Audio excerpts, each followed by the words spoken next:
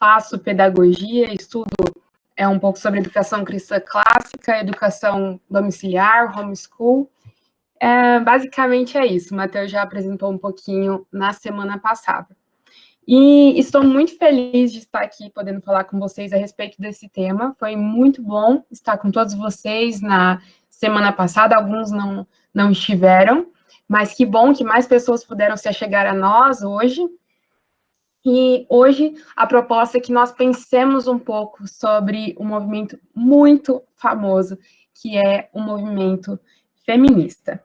Então, nós refletimos na semana passada, como o Matheus já disse, sobre a feminilidade bíblica, e hoje, em uma forma de contraponto, em uma forma de contraste, nós vamos ver não o plano do Senhor para as mulheres, mas o plano do mundo para as mulheres. O que as propostas modernas, como elas se apresentam a nós. E é basicamente isso que nós vamos pensar hoje. Então, essa é a nossa proposta, que nós analisemos o movimento feminista a partir das suas principais pautas, a fim de que nós possamos compreender qual é o seu verdadeiro objetivo. Nós ouvimos muitas coisas, eu tenho certeza absoluta que você já ouviu falar sobre esse movimento e que você já se deparou com algumas definições, seja na escola, seja na faculdade, seja nas mídias sociais, mas nós precisamos pensar, antes de tudo, em qual era a sua origem, a partir do fato mesmo, a partir das suas próprias autoras. Então, nós vamos fazer isso a partir de uma perspectiva histórica, observando a origem do movimento até os dias atuais, e quais foram as suas principais reivindicações ao longo desse tempo.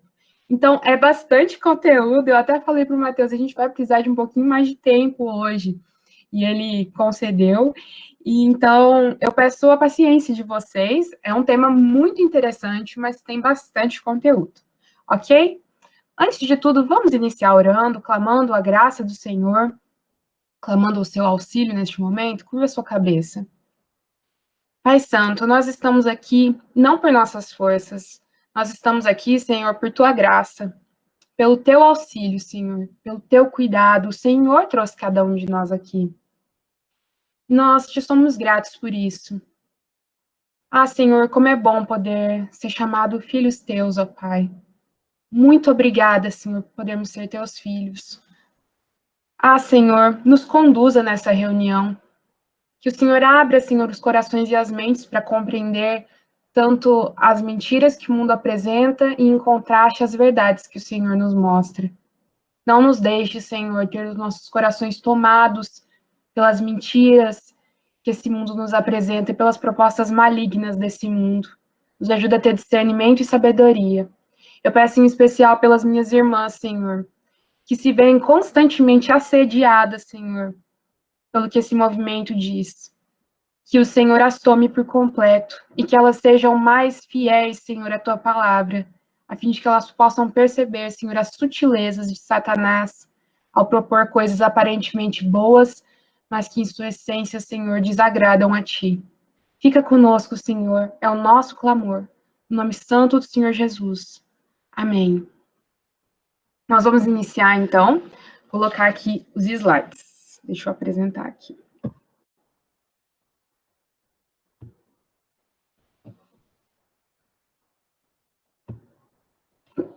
Vocês estão vendo?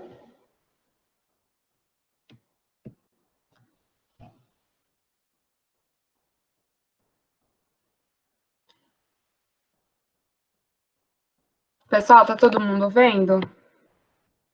Estamos sim, Nath. Tá tudo certinho. Esqueci que você não vê o chat também. É porque não dá para ver. Se vocês puderem, quiserem fazer algum acréscimo ou fazer alguma pergunta, eu peço que vocês usem o áudio, porque eu realmente não consigo ver quando eu estou apresentando, tá bom?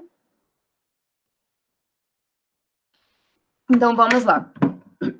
Vocês já viram no convite que o nosso tema hoje é feminismo, desmascarando o movimento. Ao longo da exposição do tema, vocês vão ver por que tem esse subtítulo, Desmascarando o Movimento. Aqui nós vamos realmente notar a verdadeira face desse movimento.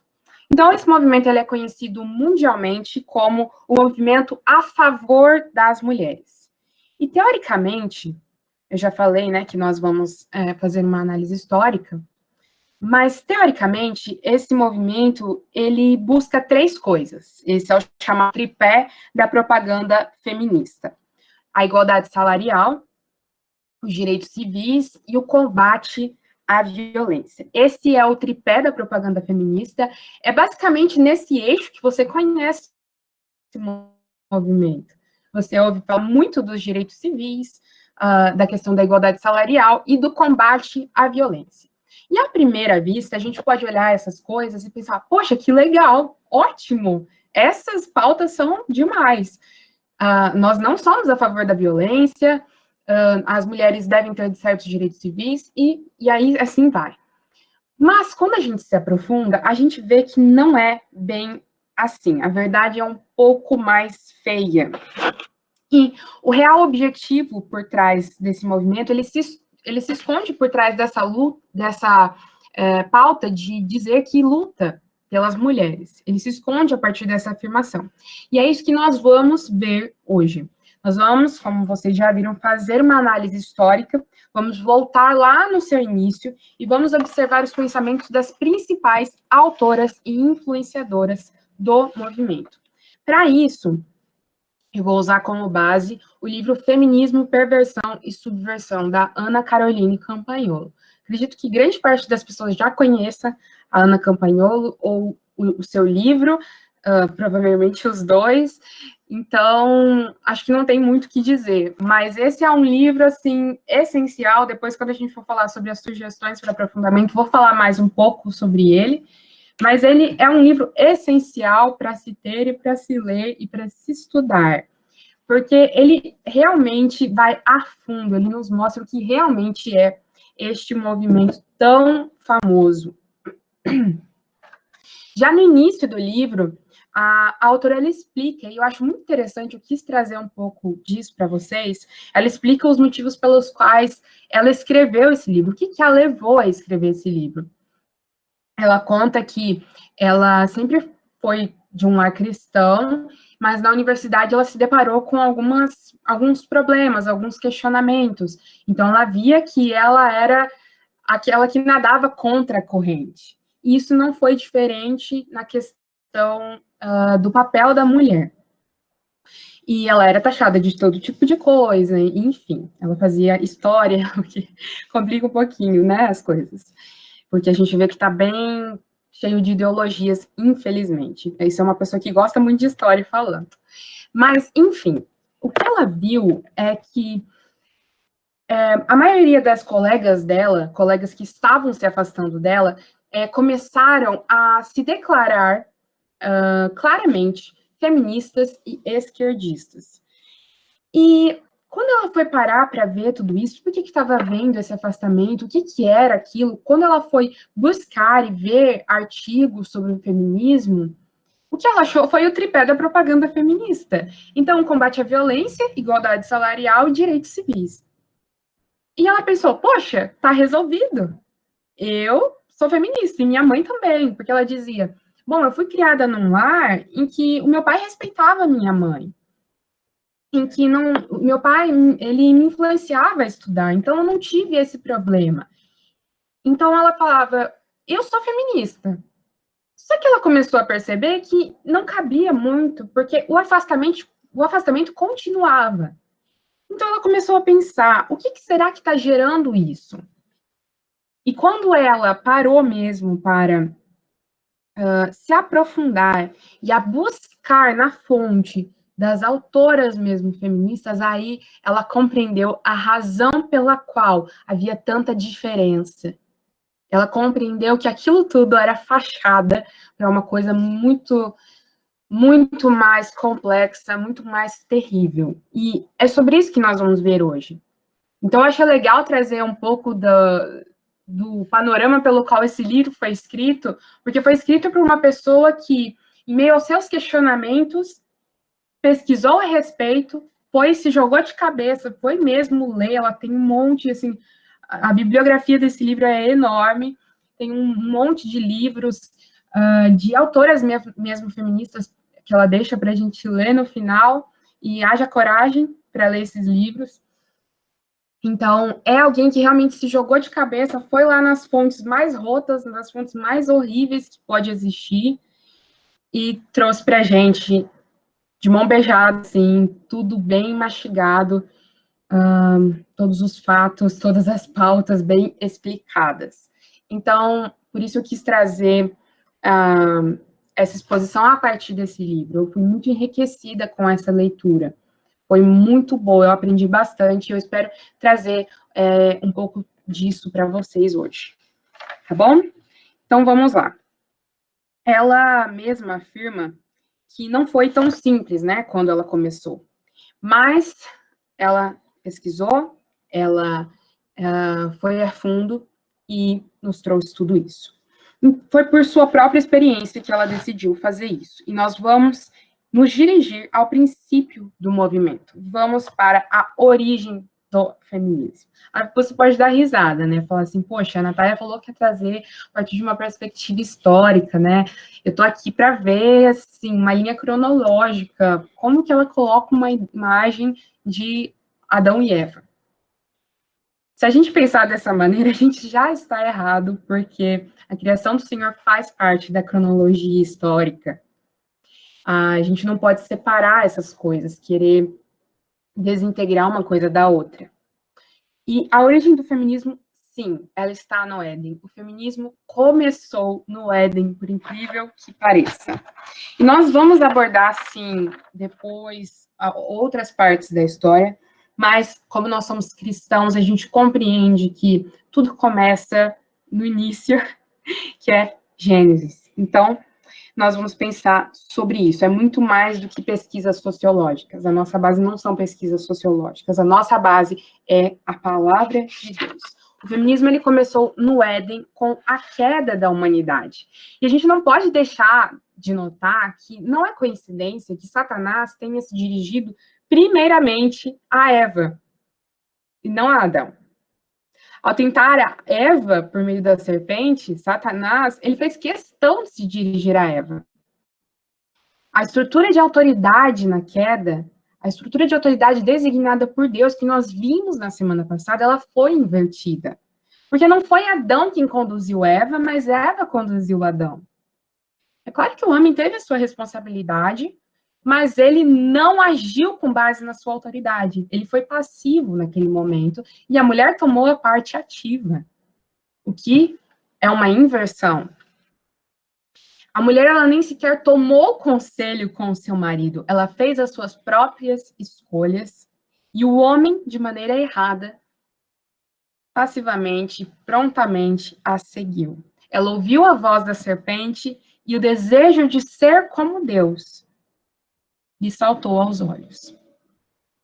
Basicamente, é assim que se origina o feminismo, já na queda, já com a inversão de papéis. Porque o feminismo é isso, na sua essência, nós veremos mais adiante. É uma inversão de papéis, é uma confusão de papéis.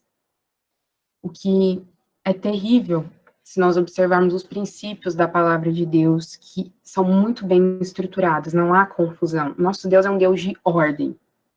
E como bem disse Elizabeth Elliot a respeito disso, ela nos faz um questionamento, uma indagação. Ela diz: que tipo de mundo nós teríamos se Eva tivesse recusado a oferta da serpente e tivesse dito: não me deixe ser como Deus, deixe-me ser o que eu fui chamada para ser, deixe-me ser uma mulher.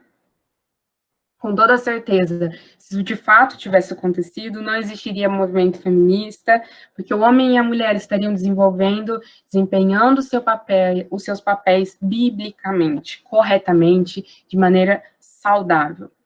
Nós nos lembramos, a partir disso, o que diz o texto de Gênesis 3,16, na parte C. Gênesis 3,16, na sua parte C, se você tiver com Bíblia ou com um bloco de notas para você anotar para ler depois, diz o seguinte: o teu desejo será para o teu marido, e ele te governará. É muito interessante, às vezes a gente lê esse texto e nós passamos batido essas coisas, sabe? A gente não se atenta à profundidade do que está escrito aqui. Mas a Bíblia de Estudo, Herança Reformada, ela nos explica muito bem esse texto. Ela diz assim: anteriormente, Eva naturalmente seguia a liderança de Adão. Mas agora, a colisão de vontades acontecerá. Isso é um fato. O fato é que depois da queda, a mulher não deseja mais se submeter ao seu marido espontaneamente. Olha que palavra incrível, naturalmente. A gente não consegue nem imaginar uma coisa dessas, porque o nosso coração pecaminoso, ele torna tudo mais difícil. Mas a mulher, ela se submetia espontaneamente e com amor. E a queda, como nós podemos ver, ela gerou a famosa guerra dos sexos. E essa guerra é uma guerra que o feminismo alimenta. E é isso que nós vamos ver. Então, vamos ver um pouco, vamos começar aí. Protofeminismo, vocês devem estar pensando, mas o que é isso? Protofeminismo é o que vem anterior ao feminismo. O prefixo grego proto, ele nos dá a ideia de algo que vem anterior a alguma coisa, algo que vem antes. E é isso que dá base ao movimento feminista devidamente estabelecido. É o protofeminismo. Ele se situa no século XVIII, mas já no século XV e XVI já haviam brotos do movimento feminista. E nós vamos dar uma olhada nesses brotos do movimento feminista antes, já no século XV e XVI, e antes de nós adentrarmos devidamente o protofeminismo do século XVIII. Vamos ver um pouquinho.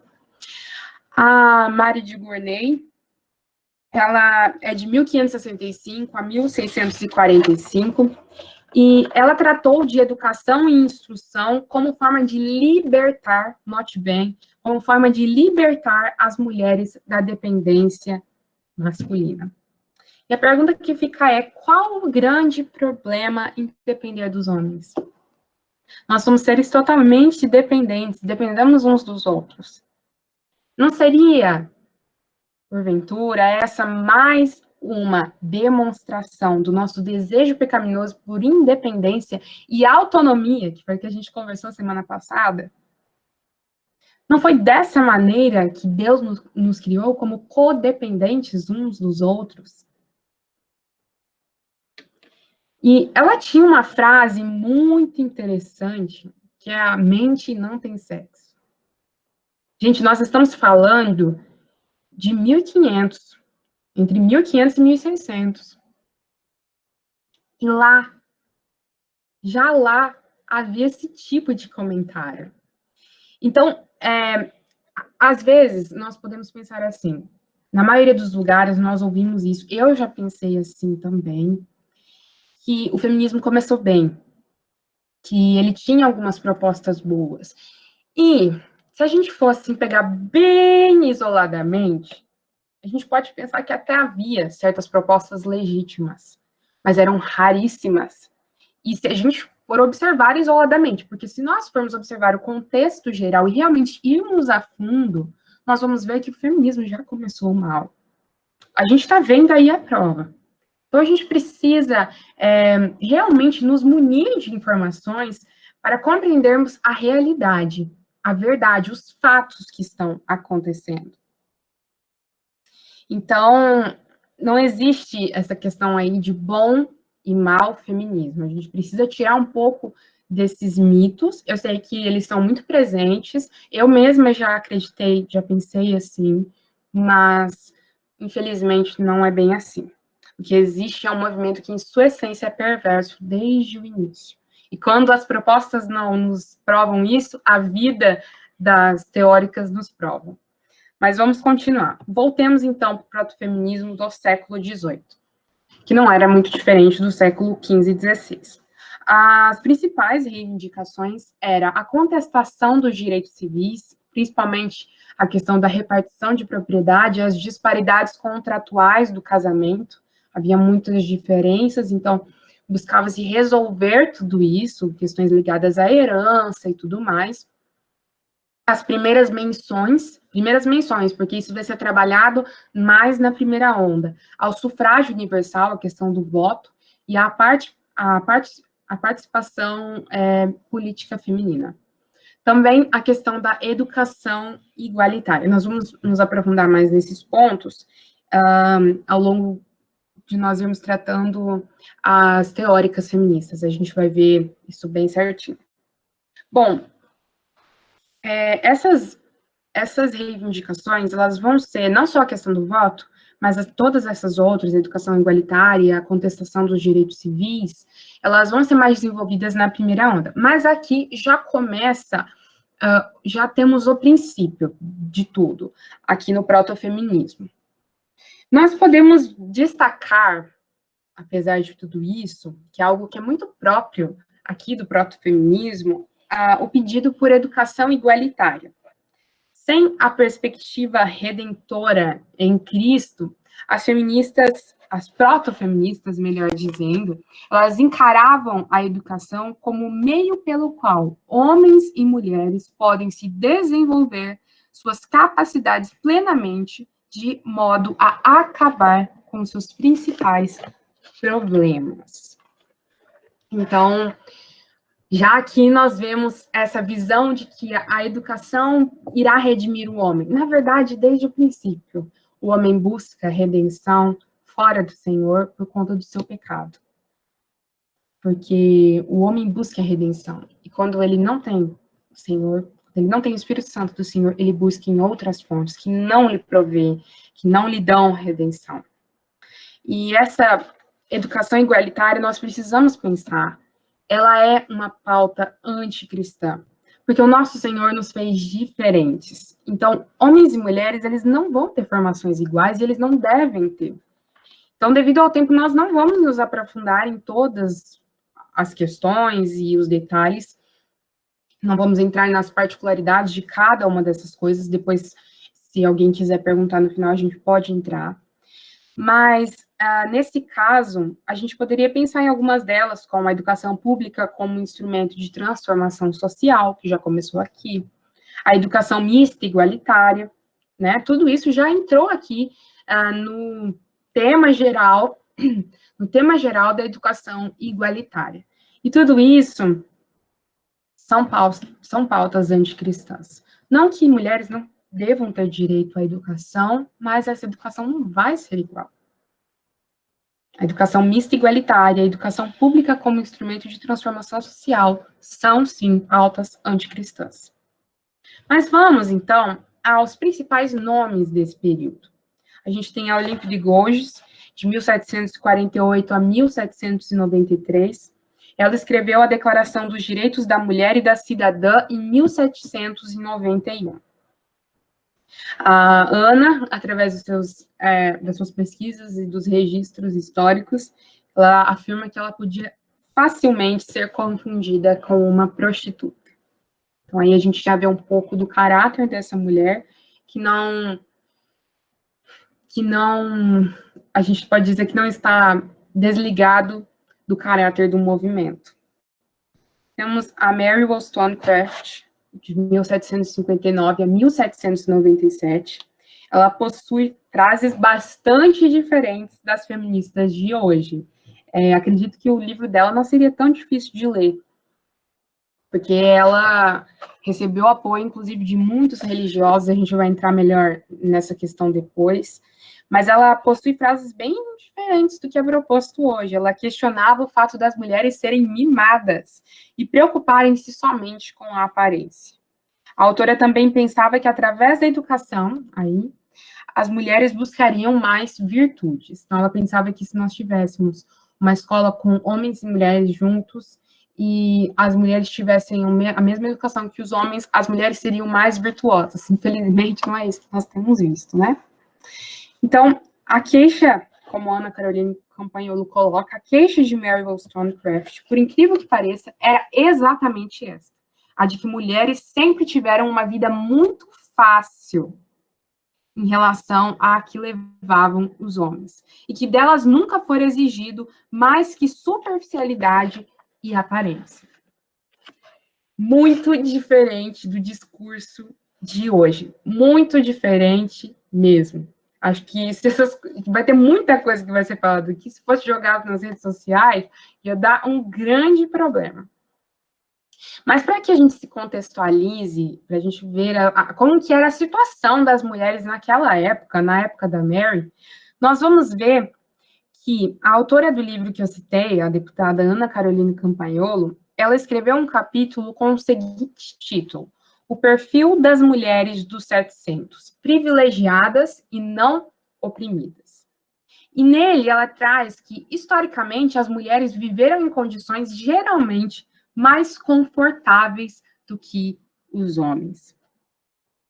E ela traz um historiador, Martin Van Creveld, que diz que quanto mais adversas e primitivas as condições de um dado lugar e época, menos mulheres há nele.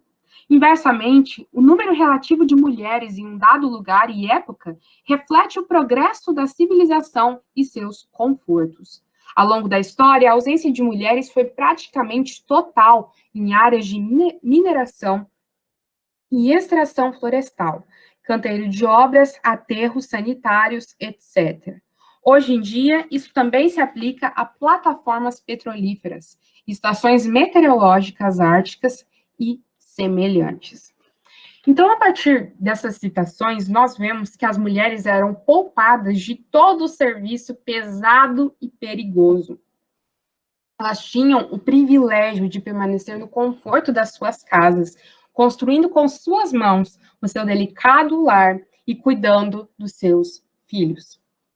Então, esse fato está diante dos nossos olhos.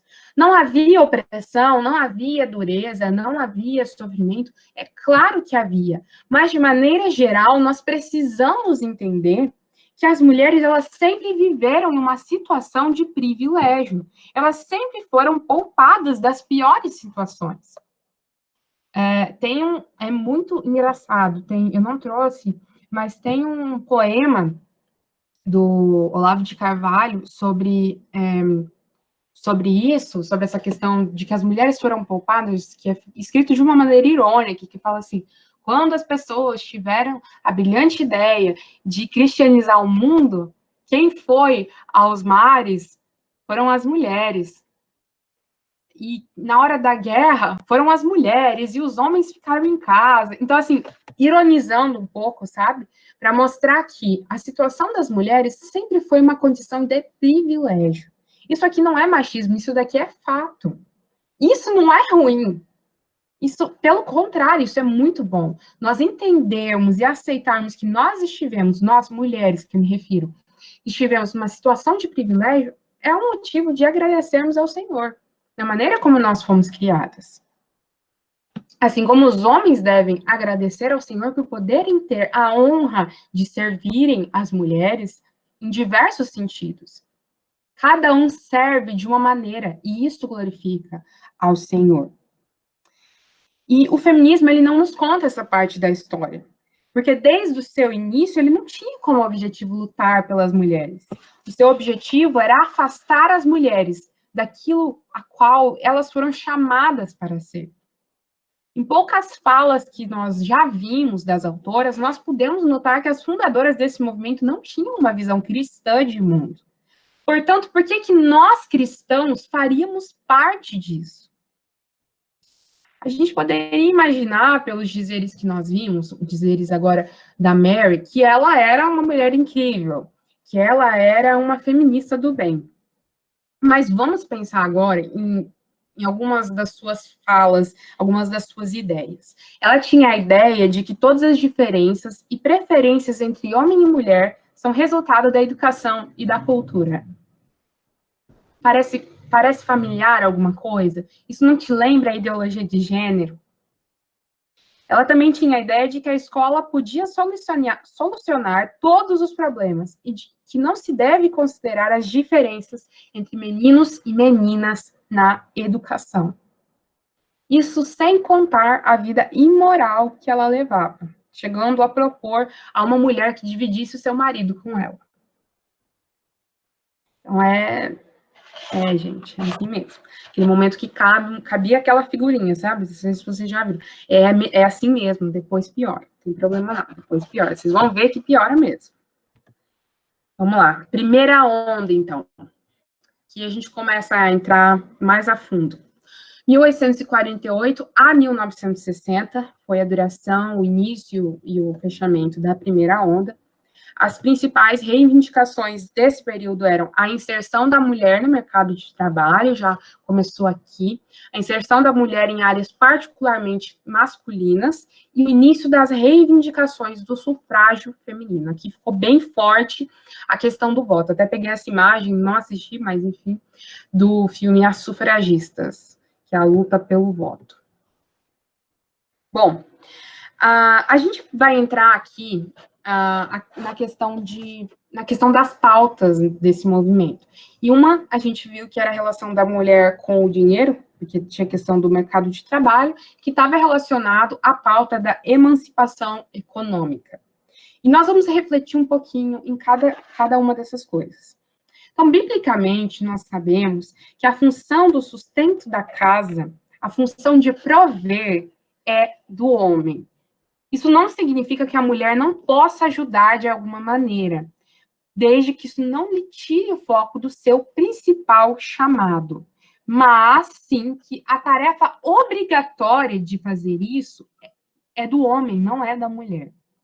Se a mulher quiser ajudar, e isso não lhe tirar o foco, porque se lhe tirar já não está correto, e se isso não lhe tirar o foco, isso vai ser um plus, isso vai ser um adicional, um acréscimo. E a pauta feminista de emancipação econômica, como se a dependência fosse uma escravidão, ela é contrária aos princípios da palavra de Deus. Por quê? Porque será que isso é escravidão? Ser sustentada é escravidão? Isso não é escravidão, então não tem por que pensar na questão da emancipação econômica dessa maneira. Eu sei que existem abusos em relação a isso, né? Homens que, às vezes, mesmo se a mulher ajuda, tem que trazer na mão o dinheiro, e não tem a questão do respeito, não tem a questão do cuidado, nessa questão do tratamento da família com o dinheiro, em que a mulher tem que ficar implorando para o marido para ter algum dinheiro para suas necessidades básicas, mas, de maneira geral, nós precisamos pensar que não deveria ser visto dessa maneira, o desejo de emancipar-se economicamente. Isso é mais uma daquelas pautas de ressentimento. Então, a gente precisa refletir mais a respeito disso. Tanto a questão do homem que abusa nessa área, quanto a questão da mulher que deseja ardentemente ter o seu próprio dinheiro, e não, eu não dependo de homem, até para essa questão de área econômica, são erradas, igualmente erradas. E apesar de muito tempo, a gente pensar agora na história, as mulheres não terem acesso à herança, os homens sempre foram responsáveis por prover para elas. E o que é mais incrível, isso não foi questionado. Então, isso sempre foi um dever imposto aos homens. Um dever imposto aos homens. E eles não foram questionados, eles não se questionaram, melhor dizendo, por estarem sendo oprimidos a sustentarem as suas mulheres, as mulheres da sua família. Então, a gente tem que pensar a respeito disso. Mesmo sem acesso à herança, as mulheres eram assistidas por algum homem da família que dispusesse desses bens. Ele era obrigado a sustentar essa mulher até o momento que ela se casasse ou que ela morresse mesmo. Vamos lá para outra questão.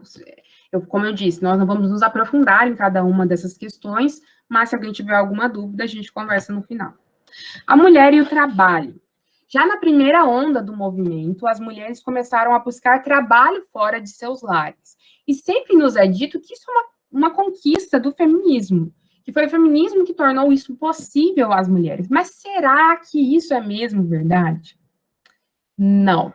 a verdade é que, devido a situações adversas, como guerras, que deixaram milhares de mulheres viúvas, além de fomes e outras situações difíceis, essas mulheres precisaram trabalhar. Não foi uma conquista do movimento feminista. Isso simplesmente aconteceu porque aquelas mulheres precisavam sobreviver e a fonte de renda da casa não existia mais. Então, a Ana ainda nos explica muito bem a respeito disso, a respeito dessa falácia, a Ana Carolina Campanholo, a respeito dessa falácia de que o feminismo conquistou para a mulher o direito de trabalhar. Vamos ver como ela descreve isso. As feministas conseguiram fazer a maioria dos americanos acreditar que milhões de mulheres da década de 1950 perceberam na mesma hora que tinham o direito a uma vida fora do lar. E daí expressaram esse desejo somente para encontrar a discriminação em todos os cantos. O que realmente aconteceu, além das dificuldades, foi que os avanços tecnológicos estavam produzindo tantas máquinas poupadoras de trabalho, como máquinas de lavar louça e secadoras, que as mulheres não tinham muito tempo para gastar com afazeres domésticos. Estavam, portanto, possibilitadas a dar atenção a outras coisas. Quando as mulheres perceberam que tinham mais tempo livre, tudo começou a mudar naturalmente. As mulheres começaram a ingressar na força de trabalho e fizeram isso sem o feminismo. Além disso, é um mito feminista a ideia de que a típica dona de casa era deprimida e subserviente ao marido. Então, como vocês já sabem, agora não caiam nessa mentira. O trabalho não foi um direito conquistado, ele foi um mal necessário. Por outro lado, as mulheres elas só quiseram mais tarde se inserir no trabalho quando isso ficou mais tranquilo, quando as suas condições melhoraram, quando elas mesmas dispunham de mais facilidades. Então, a gente tem dois lados aí da moeda.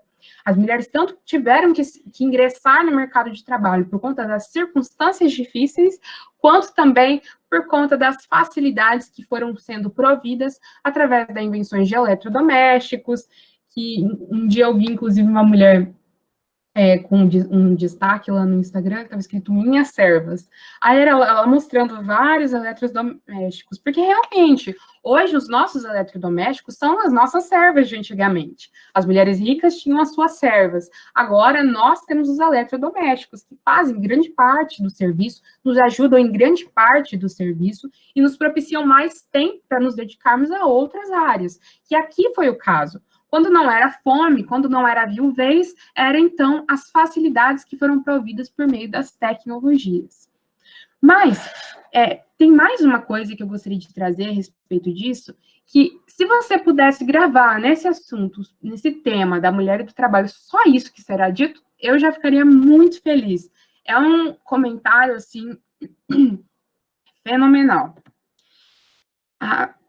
A deputada, ela diz assim, conforme bem lembrado pelo filósofo brasileiro Olavo de Carvalho, as políticas feministas não conquistaram as mulheres o direito de abrir o áudio aí de alguém. Tem que fechar.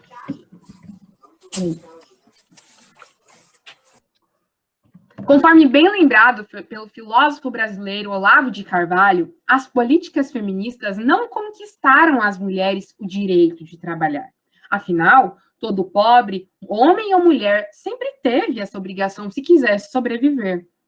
O que o movimento feminista conseguiu foi liberar os homens do dever social de sustentar as mulheres e retirar delas o direito de não trabalhar, podendo viver do sustento do marido.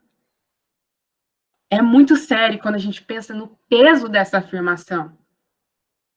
O que realmente o movimento feminista fez não foi dar um direito à mulher de trabalhar, mas foi tirar o direito de não trabalhar. Hoje, a maioria das mulheres tem que trabalhar. E se não tem, imagina que tem que trabalhar. Porque existe também a pressão social. Então, se nós pararmos para refletir bem a respeito dessa questão, nós vamos ver que é muito mais complexo, é muito diferente do que nós temos ouvido por aí. Vamos lá. A mulher e as áreas masculinas. Será que isso existe de verdade? Sim. As áreas de interesses diferentes para os homens e as mulheres são um fato. Elas já foram comprovadas psicologicamente, cientificamente. No geral, as mulheres elas se votam mais para as pessoas, por isso que nós vemos mais enfermeiras, professoras, psicólogas, enquanto os homens se interessam mais por coisas. Por isso que nós vemos mais homens engenheiros, bombeiros, militares, açougueiros, etc. Isso não quer dizer que o homem não possa ser enfermeiro ou que a mulher não possa ser engenheira, mas isso quer dizer que é apenas uma tendência, é um padrão que normalmente é seguido. O que a gente precisa pensar a respeito disso? Uma das pautas dessa onda era que a mulher fosse inserida nas áreas masculinas, que ela fizesse isso. Mas nós precisamos tomar cuidado um pouco com esse desejo. Esse que é o verdadeiro problema. O problema não é uma mulher ser engenheira ou não. O problema é ela querer fazer isso somente porque o homem faz isso. Entende?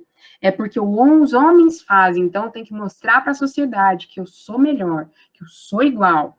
E isso é algo completamente é um desejo completamente de ressentimento. Isso demonstra ressentimento, isso demonstra inveja, isso demonstra cobiça. E o Senhor nos fez diferentes. E a gente não precisa ficar lutando contra isso. A gente pode aceitar e usar isso nas mais diversas áreas em que o Senhor quiser nos colocar. Tentar tomar o lugar do outro, cobiçar a posição do outro, é inveja e é pecado. Vamos lá. A mulher e o voto. Essa é de fato, essa não dá para mentir. É uma das maiores conquistas feministas. Só que não. Só que não. Muitas mulheres, elas não desejavam o voto, pasmem, senhores. E, na verdade, o número delas era tão grande quanto aquelas que lutavam para que ele fosse possível, as chamadas sufragistas. Para a gente entender melhor essa questão da mulher e do voto, e para a gente perceber que isso não foi uma conquista do feminismo, nós precisamos observar que no Ocidente, o direito ao voto, ele sempre esteve ligado esse direito à cidadania plena, ele sempre esteve ligado ao dever de servir o Estado. Direitos sempre estão juntos de deveres. E não era diferente com essa questão da cidadania plena através do voto. Existia o direito de votar, quando a gente fala ali dos homens, mas existia, em contrapartida, o dever de servir o Estado, estando à disposição do Exército. Então, como bem explica Ana Campagnolo, ao receberem o direito ao voto, sem a obrigação do alistamento, as mulheres não conquistaram direitos iguais, mas sim direitos desiguais. Aí, mais uma vez, o que também podemos chamar de privilégio. Elas passaram a ter a oportunidade de escolher um governante sem ter a obrigação de apoiar o seu governo, dando a sua vida pela pátria ou entrando em guerras que ele viesse a começar. É muito profundo quando a gente para refletir sobre isso. É bem diferente do que nós estamos acostumados a ouvir. O direito ao voto sempre esteve ligado a isso. Por isso, quando realmente as mulheres puderam votar, isso não foi um direito igual, foi um privilégio. E a própria feminista, nós vamos ver mais à frente sobre ela, Kate Millett, ela reconheceu que as mulheres perderam seu tempo lutando pelo voto. Olha isso, uma feminista não faz, não lembro se ela já faleceu, se ela faleceu faz poucos anos, dizendo uma coisa dessa, que as mulheres perderam seu tempo lutando pelo voto, porque o verdadeiro objetivo do feminismo, como ela bem disse, era abalar o patriarcado, não garantir os direitos civis, como é dito por aí.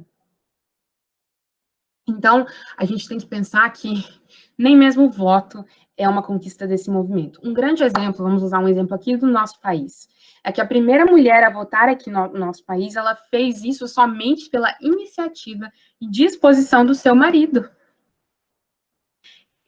Eu não lembro o nome dela, mas nós estudamos isso nas escolas, e estudamos ela como se ela fosse um símbolo do feminismo.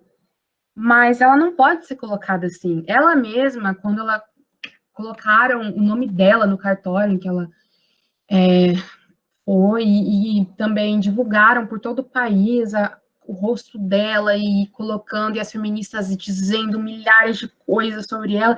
E numa entrevista, ela vendo tudo isso, quando ela foi entrevistada, ela disse: olha, isso tudo foi obra do meu marido, eu não fiz nada.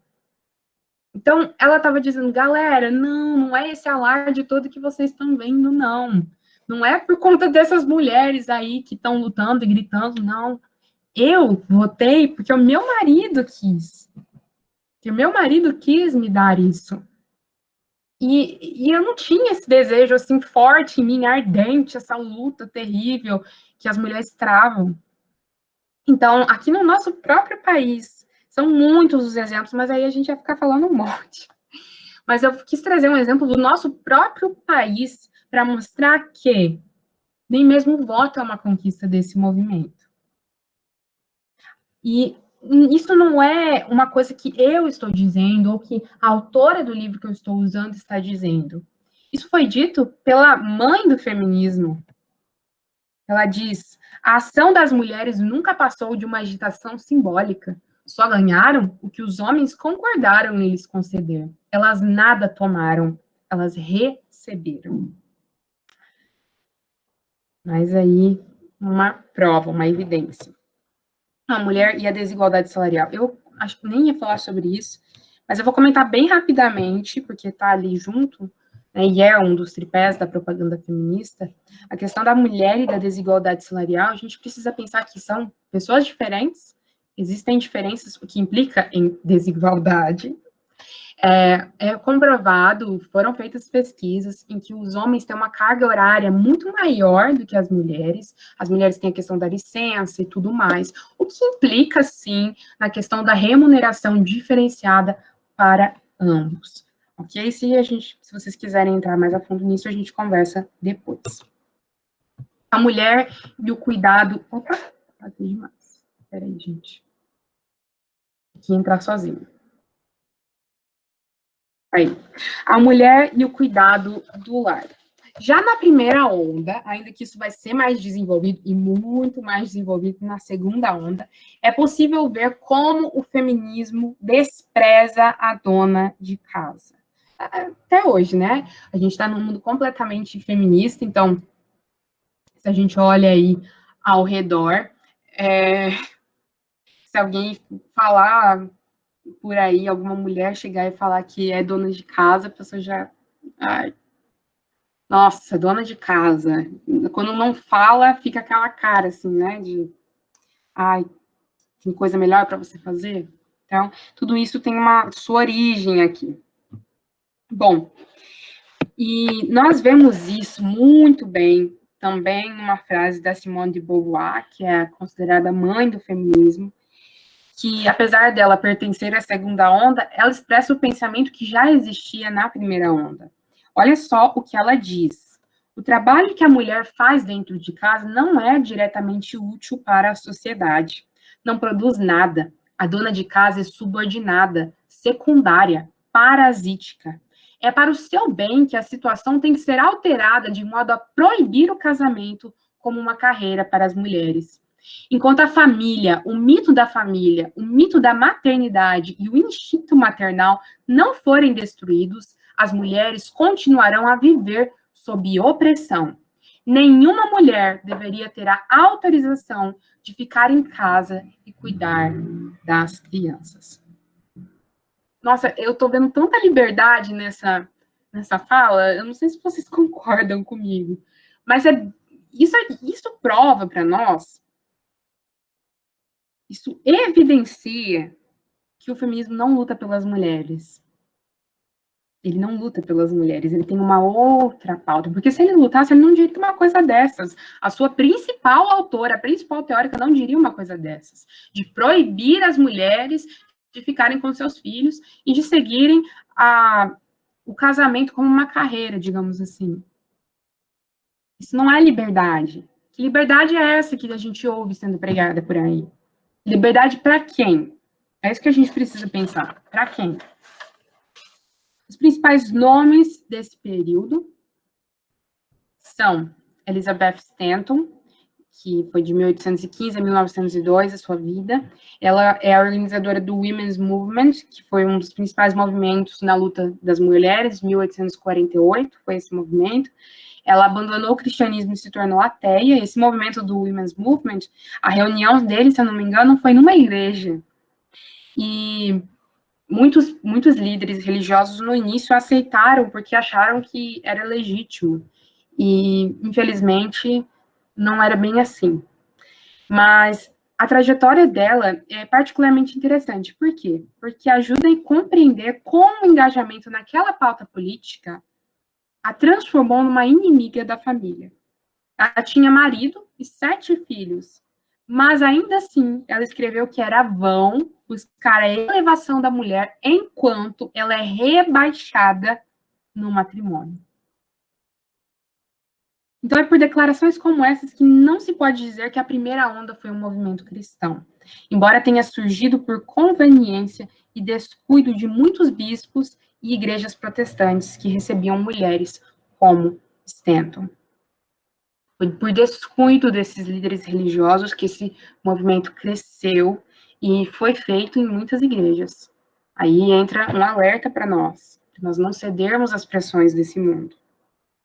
A Ana Campagnolo, sobre isso, também escreve.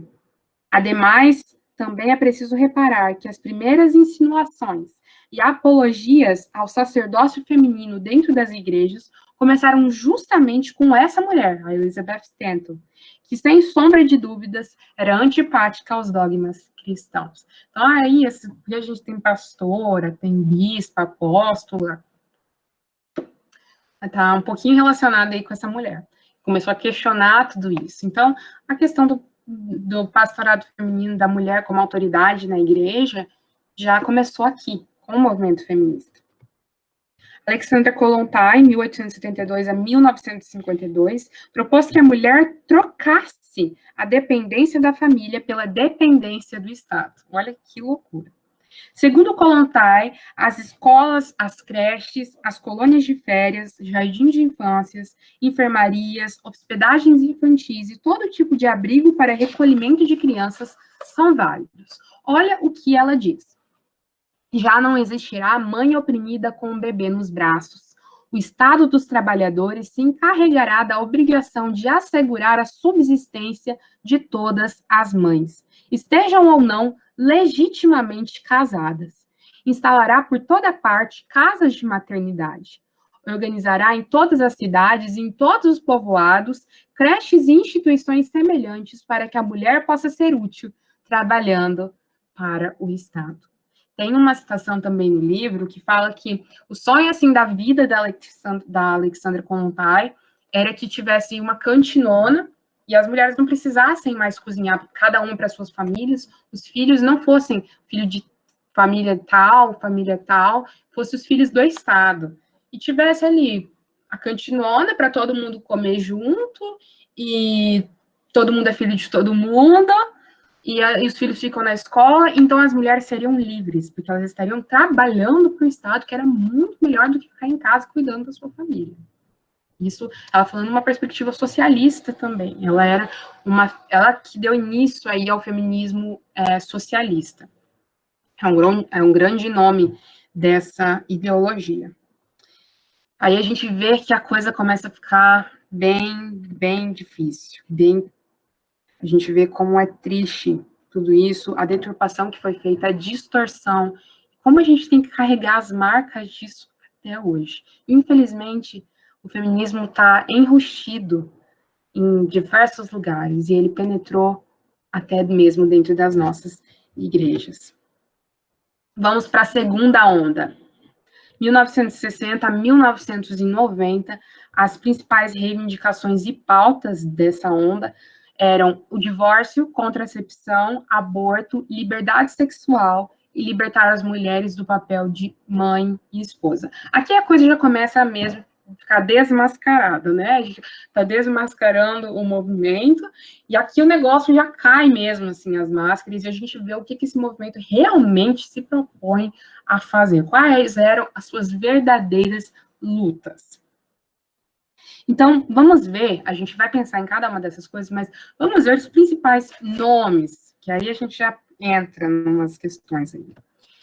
Margaret Sanger, de 1879 a 1966, ela já estava ativa na primeira onda, pegou a primeira onda e a segunda, uma grande eugenista e abortista. Já estava em plena atuação 40 anos da rebelde década de 1960. Enquanto a maioria das feministas de sua época falava de direitos civis, como o sufrágio feminino, Sanger discursava sobre divórcio, contracepção e aborto. Ela, depois de casada, começou a simpatizar com o anarquismo, o iluminismo e o humanismo, e também com o marxismo e a chamada liberdade sexual.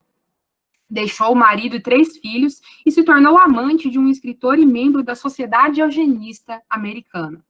Para Margaret, o controle de nascimento era a maneira mais fácil de conduzir a humanidade para uma raça mais pura. E eugenia é isso, é você buscar uma raça mais pura. Aí a gente lembra da questão do nazismo, né, da matança aí de judeus, porque eles não faziam parte da raça pura. Tudo isso está relacionado.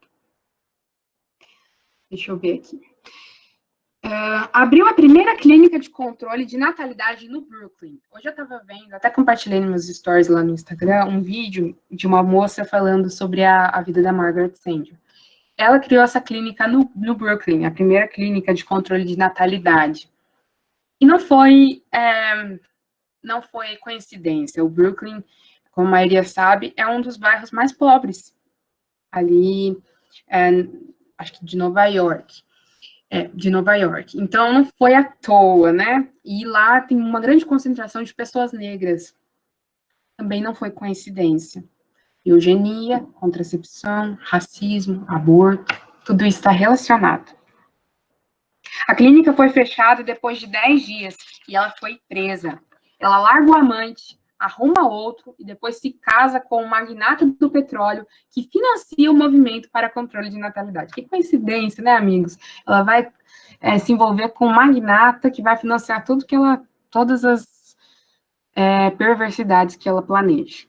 Em 1923, reabre legalmente sua clínica e, em 1940, passa a ser o maior centro de natalidade do mundo. Lá eram receitados diafragmas e gel espermicida, meios intrauterinos e, desde 1961, a pílula anticoncepcional. Então, aqui, as coisas começaram a ficar ainda mais feias. Ela é a criadora que até hoje é a maior clínica e mais famosa clínica de aborto, a Planned Parenthood, que é paternidade planejada. Até hoje, essa clínica é a maior clínica de abortos no mundo. Começou com essa mulher aqui, Margaret Sanger. No início ela foi presa, tudo, mas depois isso começou a ser liberado. É muito triste a gente pensar sobre isso. E a gente não pode imaginar que isso é um movimento que luta pela vida das mulheres. Não é. Olha só isso.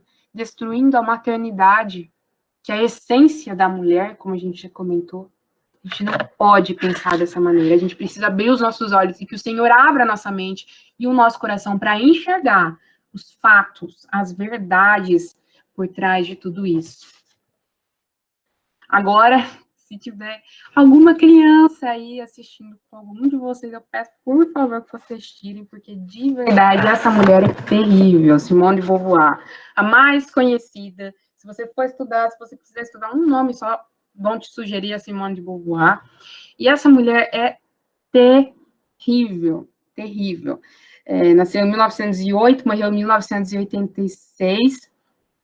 Tinha um relacionamento aberto com o conhecido filósofo Jean Paul Sartre, um relacionamento aberto, ou seja, não tinha fidelidade de nenhum lado, e os dois sabiam disso, ele saía com outras mulheres, ela saía com outros homens, estava tudo certo, nenhum problema, os dois acordaram isso. Ele, inclusive, a pediu em casamento, ela negou, não quis saber disso. Os pais dela ficaram muito tristes, não interviram, e ela foi viver com o Sartre. É uma mulher com uma vida perversa, uma vida pérfida, uma vida terrivelmente escravizada pelo pecado. ela aliciava meninas vulneráveis, aliciava, e as compartilhava com seu amante. Então, é muito triste. Uma mulher que foi bissexual, podemos dizer assim, e via, ela era professora, se não me engano, e aí, quando ela via algumas meninas que estavam descontentes com a vida, enfim, ela começava a cantar as meninas e você imagina o que acontecia, né? E compartilhava, inclusive, com o seu amante, o Sartre. E esse mesmo amante, o Sartre, ele definia a família como um monte de merda. Perdão pela palavra, mas era assim que ele definia, um monte de merda. Então, assim, só por essas coisas, a gente pode imaginar a perversão do movimento, especialmente nesse período. Aqui o movimento está dando as caras, ele sempre foi isso. Ele só está dando as caras. A gente vê lá no início, uma das primeiras mulheres falando que a mente não tem sexo. Então a gente vê que a essência do movimento feminista é perversa, é contrária ao plano de Deus. Por isso não dá para a gente defender uma coisa dessas. A mãe do movimento feminista moderno ensinou que a instituição do casamento e da maternidade eram opressivas para as mulheres. Dizia que a mulher só seria liberada quando fosse arrancada da família. Tem coisas assim que poderiam ou muitas outras coisas que poderiam ser ditas. Essa mulher foi uma das partes do livro que eu não consegui ler, porque, sinceramente, para você ver a perversidade, porque no livro trata, enfim, define, conta a história das meninas que eram vítimas dela, então, assim, é muito triste, é terrível, é muito, muito triste mesmo, para a gente ver quando as mentiras nos são passadas. Beth Friedan, 1921 a 2006, lançou o movimento feminista nos Estados Unidos na década de 60. Foi um dos principais nomes dessa década. Comparava, olha só, a casa da família com um campo de concentração. Ela afirmou que as mulheres, a fim de se realizarem, precisavam sair da casa da família, trabalhar, ser economicamente independente, que a gente já falou que já estava presente lá na primeira onda, e rejeitar os papéis tradicionais da mulher. A plena identidade, liberdade e felicidade para as mulheres só viria se mudássemos as regras do jogo e reestruturássemos o casamento e a família. Chegou a afirmar, inclusive, que criar filhos é uma ocupação ingrata, que não permite que as mulheres usem a sua inteligência de uma forma que beneficie a sociedade. Então, além de se colocar diretamente contra as instituições divinas e desejar reestruturar a família, a ativista ainda coloca a sua identidade nessa revolução. A mulher só seria plena se ela buscasse algo fora da família.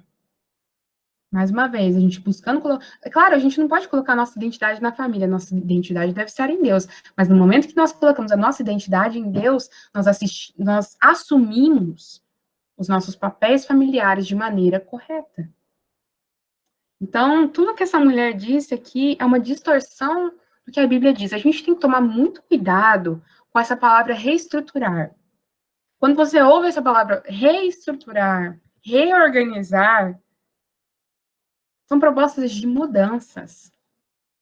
Isso é muito típico de revoluções. E o feminismo é uma revolução. É a revolução feminista.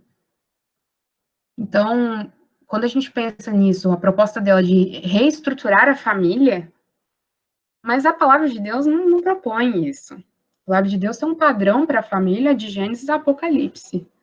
E a gente precisa estar firme nesse padrão se é que nós cremos na palavra de Deus. Kate Millett, que nós já falamos um pouco, de 1934 a 2017, então morreu recentemente, afirmou declaradamente que o objetivo do feminismo, ela afirmou isso declaradamente, que o objetivo fundamental do feminismo era mudar os comportamentos sexuais. Isso não é alguém conservador que está falando, isso não é alguém de fora que está falando, não é um cristão alienado, né, entre aspas, que está falando. Quem está falando isso é alguém que está dentro do movimento. que o real objetivo, o fundamental objetivo do feminismo era mudar os comportamentos sexuais.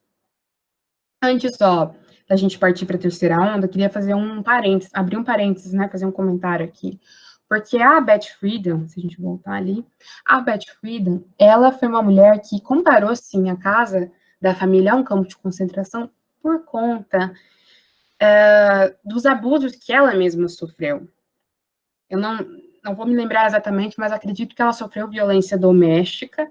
Então, é uma mulher que foi marcada por isso. Então, de uma certa forma, ela tem motivos para pensar dessa maneira. E se nós pararmos para pensar, se não for a graça do Senhor, no momento que nós passamos por coisas como essas, nós vamos nos rebelar e nós vamos nos voltar contra mesmo a ordem das coisas. Se não for a graça do Senhor, essa vai ser a nossa atitude. E isso é uma realidade ainda em muitos lugares. Ser contrário ao feminismo ou não aderir ao feminismo não é abraçar a violência contra a mulher. Não é oprimir a mulher. É simplesmente não abraçar as soluções para esses problemas. Reconhecendo que esses problemas existem. Eles existem e eles precisam de tratamento, e como cristãos nós precisamos combater sim essas coisas.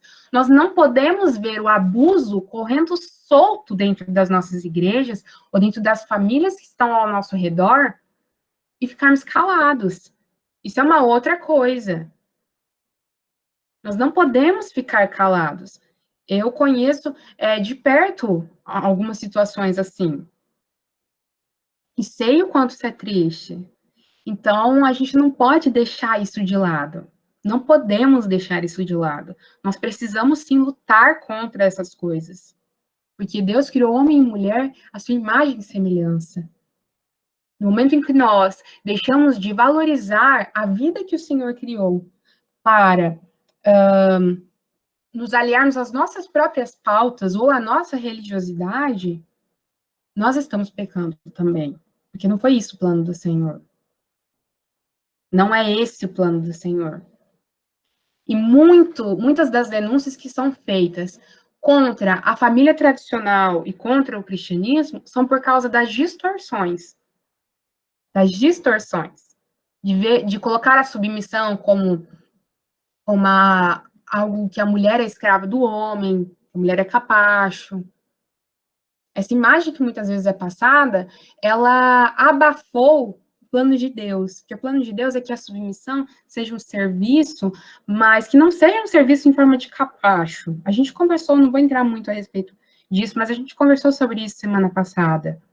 Então, a gente tem que tomar cuidado e nós precisamos, especialmente se você aí é marido ou esposa, nós precisamos fazer o possível para testemunhar ao mundo a imagem bíblica de uma família cristã, de uma família saudável, de uma família que busca o Senhor verdadeiramente e que se ama mutuamente e busca um servir ao outro.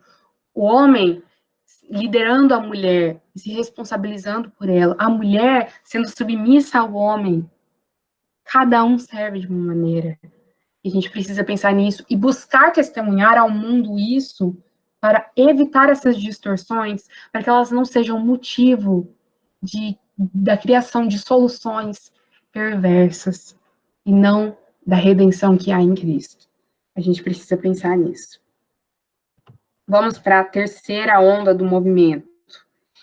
Ela começou no ano de 1990 até os dias de hoje. Vocês já podem ter ideias, né, das pautas a partir das bandeiras que estão sendo levantadas aí. As principais pautas, os principais pedidos, reivindicações era a desconstrução das identidades pela ideologia de gênero e aniquilar e destruir o feminino. E é muito interessante uma observação que é trazida no livro, que eu citei para vocês, que nos discursos feministas nada chama mais atenção do que a insistência em aniquilar o feminino. É impressionante que o movimento carregue em seu nome exatamente o que pretende extinguir, o que pretende destruir. Hoje nós temos um feminismo de terceira onda que busca aniquilar o feminino. Então tem que mudar o nome, né, meu povo? Tem que mudar o nome. Porque, como assim? Feminismo? E vai aniquilar o feminino? A gente vê que as coisas se bagunçaram bem, né? Lucy Irigaray, feminista belga, escrevia já na década de 1980, gente, 1980, que a mulher não tem sexo. A francesa Julia Kristeva afirmou que, estritamente falando, não se pode dizer que existam mulheres. Pois é, coisas como essas que nós somos obrigados a ouvir.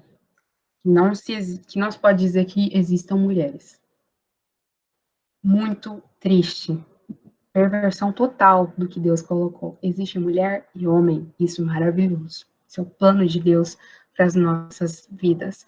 É uma burrice total, é uma negação de tudo que é verdade nessa vida. Homens e mulheres. Você negar que exista essa diferença entre homens e mulheres, isso é o maior absurdo que pode existir. Você está negando uma realidade. Infelizmente, é o que o pecado faz. Nos cega, nos faz não enxergar o óbvio. Principais nomes do movimento, a famosa Judith Butler. A famosa Judith Butler nasceu em 1956, está vivíssima até os dias de hoje. É o principal nome por trás da ideologia de gênero. E ela advoga pela superação de uma estrutura identitária essencialista. Ou seja, para ela, o ser humano nasce indefinido, neutro. E graças à família, à escola, à sociedade, às instituições, etc., define-se e atrela-se a um sistema, a um papel binário de homem e mulher, ditado por um sistema patriarcal opressor. Propõe que se faça do feminismo uma política de coalizões abertas, modificando-se com o tempo, assim como a identidade fluida de seus sujeitos. Ela afirma que seria errado, ela também, olha só, supor de antemão a existência de uma categoria de mulheres. Então, ela também está negando que exista mulheres. Por quê? Porque para ela nasce neutro, não é assim que se define. Na verdade, eu não lembro se foi no livro ou se foi em algum lugar que eu ouvi que ela não se define de maneira alguma. Ela não disse se ela é heterossexual, hetero ela não é, no meu jeito, mas heterossexual, homossexual, bissexual. Ela não diz isso, porque ela diz que ela está em construção. Então, hoje ela pode ser hétero, amanhã ela pode ser homossexual, depois de amanhã ela pode ser pansexual, entendeu? Não tem, assim, definição. Olha só o absurdo, gente, disso. Monique Witting, 1935 a 2006, ela afirma que qualquer mulher que concorde em ser mulher está assumindo como natural uma condição que é apenas histórica, negando a realidade e dizendo que o que é artificial quer dizer que algo não é algo, quer dizer que a mulher não é mulher, é a verdade, é um fato. Está colaborando com a perpetuação do sistema opressor. Ao fazer isso, naturalizam sua própria opressão. Então, o que ela está dizendo? Se você acha que você é mulher, se você concorda em ser mulher, você está se oprimindo. Espero que tenhamos muitas oprimidas aqui. A única saída para as mulheres que só o são por construção social, portanto, e não essencialmente, é rejeitar, tanto quanto for possível, tudo que lhe foi atribuído por feminilidade, como, por exemplo, a gravidez. Então, observe que, para ela, isso é opressão. Mas opressão é negar quem você é, a sua própria constituição. O que essas mulheres escravas e agentes de Satanás fazem é tornar o natural artificial e o artificial natural. O fato é que cada uma de nós precisa entender a sua função. Outra coisa que ela coloca é que o lesbianismo é o caminho para a liberdade feminista. Ela propunha um padrão que era a lésbica. Ela colocava para ela. Ela colocava que isso devia ser um padrão para todas as mulheres. Acho que ela se esqueceu que aí a humanidade não ia continuar, né? Mas, enfim. Tem outras crias infames desse movimento que não tem a graça do Senhor, que a gente poderia citar, que é o Alfred Kinsey, que foi um grande defensor da teoria de gênero, que fez uma pesquisa terrível, que se você quiser buscar, fique à vontade, tem a escala Kinsey, que ele deixou, e para fazer essa escala, que era para mostrar os padrões sexuais da comunidade americana, ele chamou pessoas, assim, bem comuns, sabe? Bem comuns, assim, bem do dia a dia. Chamou pedófilos para participar das pesquisas, para demonstrar que os padrões sexuais eram aqueles. É lastimável, gente. É lastimável mesmo. Temos também o Dr. John Money, que é a famosa experiência com os gêmeos. Eu não vou comentar porque é muito triste. O dia que eu ouvi, assim, essa história, que eu li sobre essa história com os gêmeos, Dr. John Money, a história dele com os gêmeos, ele foi aplicar a teoria dele de gênero com gêmeos, que, para você ter uma ideia, né, foi fazer aquela cirurgia para tirar, eu esqueci, gente, o nome, enfim, ele foi fazer uma cirurgia nos meninos que tinham, inflamou o prepúcio, o prepúcio inflamou, e foi fazer a cirurgia nos dois, e um dos gêmeos teve a cirurgia errada e, infelizmente, foi mutilado. Gente, minha bateria está acabando. Peraí. Um dos gêmeos foi mutilado. E você pode imaginar o que ele fez, né? Você pode imaginar. Então, se você quiser saber, se você tem estômago para isso, então procure a respeito. Matheus, eu vou fazer uma pausa rapidinho, só para eu colocar o carregador, porque tá acabando. Isso que tava a bateria cheia.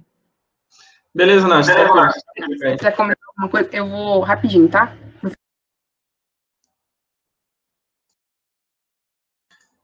Pausa aí, galera, para o café.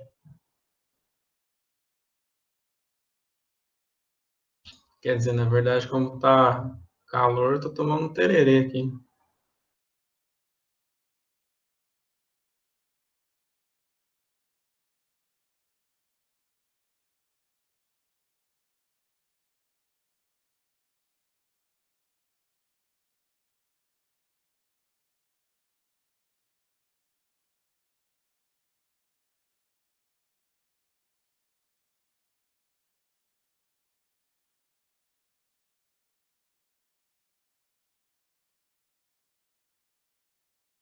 Pronto, gente, eu tive que fazer uma migração aqui pro quarto do meu irmão, porque no meu quarto não tem tomada pro carregador aqui. Vamos lá. Todo mundo vendo aí? Normal? Sim, tudo certo, Nath. Tá, beleza, vou continuar aqui. Vamos lá. Então é isso. Se alguém quiser saber mais sobre esses dois terríveis e perversos homens, depois pesquise. Bom, peraí, gente, só um minuto. Eu esqueci desse pequeno detalhe. Só um momento, eu vou ter que mudar novamente. Me perdoem mesmo, só um minutinho.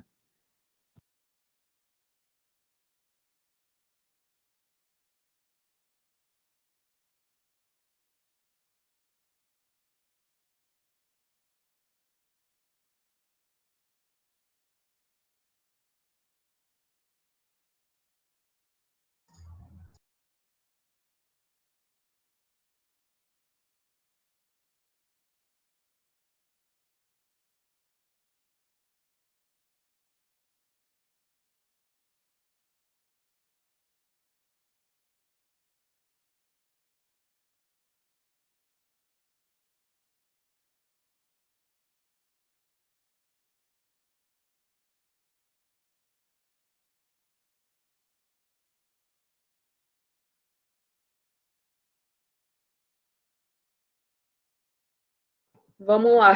Voltei. Voltei, gente. Vamos lá. Vamos ver se Consegue. Vamos ver se eu consigo voltar. Tá, vamos lá. Perdão pelos percalços aí. Então, como a gente estava falando, desses homens, se vocês quiserem, podem pesquisar depois. Todo mundo ouvindo certinho? Sim, Nath, certo. Beleza. Sim.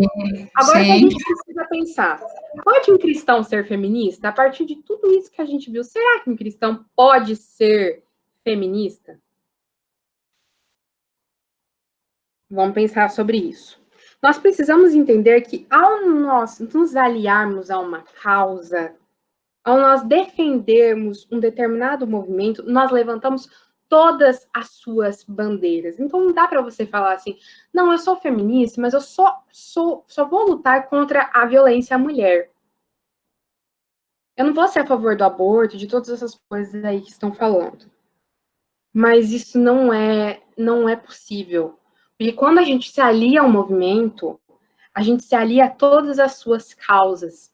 Porque esse movimento tem certas bandeiras que estão declaradas, como a gente já viu aí, e se a gente se diz a favor de um determinado movimento, nós iremos chamar todas as suas pautas para cima de nós. Então, se a gente for parar para pensar, ser cristão feminista é uma antítese, não cabem essas duas palavras juntas. Se nós nos definimos assim, então ou nós não entendemos o cristianismo, ou nós não entendemos o feminismo. O feminismo, como aponta a historiadora Ana Campagnolo, é um movimento que tem sido diluído de maneira proposital. Qualquer coisa que tenha a ver com a proteção ou luta pelas mulheres já é considerado como feminista. Muitos podem dizer que o que foi citado aqui faz parte do feminismo radical, mas não, infelizmente não. O feminismo foi apresentado aqui em sua verdadeira face, como ele realmente é. São essas as autoras que são reverenciadas pela sociedade e pelas universidades. São essas as mulheres que dizem lutar pelas mulheres. Mas que agora, né? Que coisa. Agora, nem mulher existe mais. O movimento feminista, ele afirma lutar pela igualdade e para que os direitos das mulheres sejam estabelecidos. No entanto, como Campagnolo nos mostra, isso não passa de propaganda. Não é um movimento por igualdade entre os sexos, mas pela supremacia das mulheres e da conduta lésbica e homonormativa. Seu foco principal não é a igualdade civil e jurídica entre homens e mulheres, mas a implantação de uma revolução sexual definitiva. Não defende as mulheres, tão somente defende os seus ideais revolucionários esquerdistas e aquelas que eventualmente concordarem com esse ideal. Jamais se refere a todas as mulheres, tampouco à humanidade em geral. E nesse sentido, eu queria trazer uma fala da querida escritora e palestrante Simone Quaresma. Ela diz assim: hoje temos um feminismo de terceira onda, o qual alega que a mulher deve ser livre, podendo ser o que ela quiser. Mas logo vemos que tal expressão é completamente falaciosa. É apenas um modo de atrair mais mulheres para uma ideologia preconceituosa e maligna. Para enxergarmos a hipocrisia do movimento, basta começarmos um diálogo com qualquer mulher dita feminista. Dizer que almejamos ser donas de casa, mães de muitos filhos e submissas aos nossos maridos, as toca no fundo da alma, criando ojeriza de tal pensamento piedoso. Rapidamente, elas tratam de expor suas objeções, muitas vezes de forma agressiva. Elas consideram tais ideais uma real continuação de padrões antigos de escravidão. Assim caem as falácias sobre liberdade e evidencia-se o pensamento original do feminismo. A mulher deve ser arrancada da família, do lar, consequentemente, de Deus. Esse é o feminismo. O feminismo não luta pelas mulheres, ele luta por suas próprias pautas revolucionárias. Desde o início nós vimos a perversão dos valores e dos princípios bíblicos. Por isso nós não podemos nos aliar a um movimento como esse. Por quê? Nós nem precisamos de um movimento como esse. Nós temos Cristo, nós temos a Bíblia, nós temos os homens que exercem corretamente a sua masculinidade, protegendo as mulheres dos predadores. Nós temos também as autoridades legais, nós temos a igreja. Como bem dito, então, pela Ana Campagnolo, existem duas formas de atacar e destruir a família. A primeira é dizer que os homens não prestam, e a segunda é dizer que quem não presta são as mulheres. O feminismo cumpre a primeira tarefa, e certas ondas masculinistas a segunda. O cristianismo, por outro lado, é a solução que desvenda o problema. Todos são maus, pecaram e destituídos estão da glória de Deus. Para compensar, devem amar um ao outro e perdoar infinitamente. A guerra dos sexos acaba na cruz, que pode salvar indistintamente a alma do homem e da mulher. Então, nem feminismo, nem machismo. Que nós possamos ficar com a palavra de Deus e o que ela estabelece para os papéis do homem e da mulher. E finalizando já, eu volto novamente a convidar as minhas irmãs a que nós nos juntemos na obediência ao Senhor e na resistência ao sistema maligno, com base nas sábias palavras de Elizabeth Elliot. Ela diz: nós somos mulheres e meu pedido é: deixe-me ser uma mulher santa por completo, pedindo nada além daquilo que Deus quiser me dar, recebendo com ambas as mãos e com todo o meu coração o que quer que isso seja. A feminilidade tem suas limitações, assim como a masculinidade. Ser uma mulher significa não ser um homem.